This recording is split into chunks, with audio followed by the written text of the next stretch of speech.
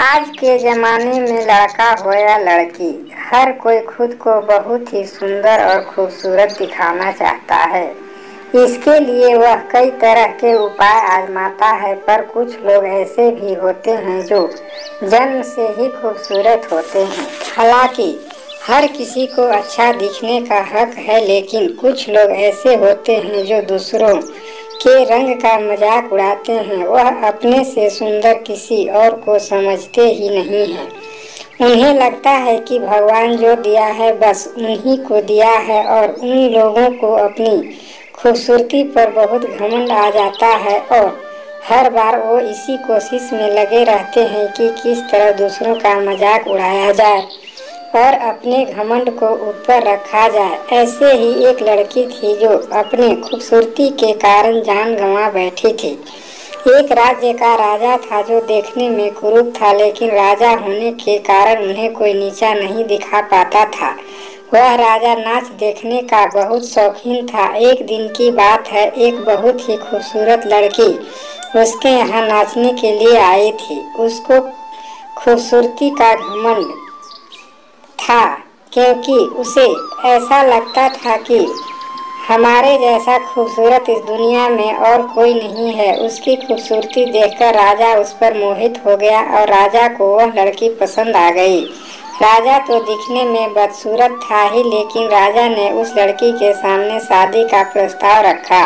उस लड़की को राजा का शक्ल बिल्कुल भी पसंद नहीं आई, क्योंकि वह बदसूरत था, पर वह राजा को मना भी नहीं कर सकती थी। उस लड़की ने राजा से शादी करने के लिए हाँ कर दी और साथ ही उसने एक सवाल पूछने की इजाज़त मांगी।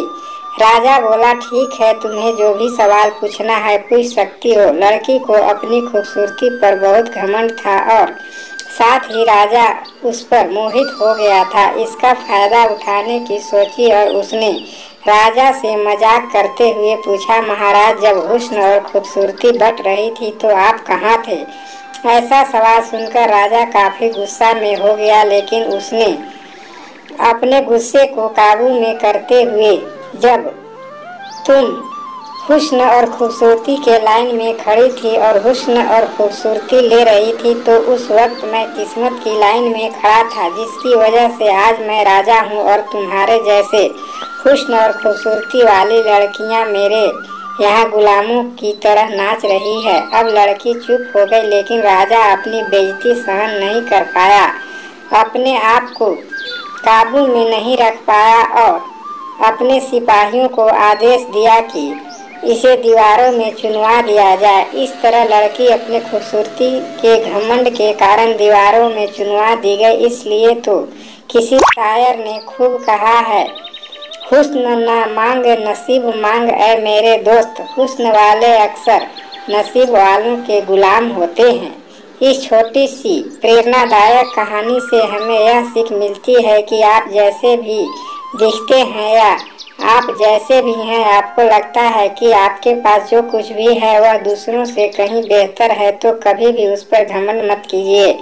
आपकी खूबसूरती आपकी किस्मत से बड़ी नहीं है, इसलिए अपनी खूबसूरती पर कभी घमंड मत करो। इसके साथ ही यह छोटी सी कहानी हमें यह भी सिखाती है कि हमें कब कहाँ क्या बोलना चाहिए, ताकि हमारी जान भी सुरक्षित रहे और हमारा काम भी निकल जाए। ऐसे ही प्रेरणादायक कहानियाँ रोजाना पढ़ने और सुनने के लिए इस चैनल को सब्सक्राइब करें। धन्यवाद।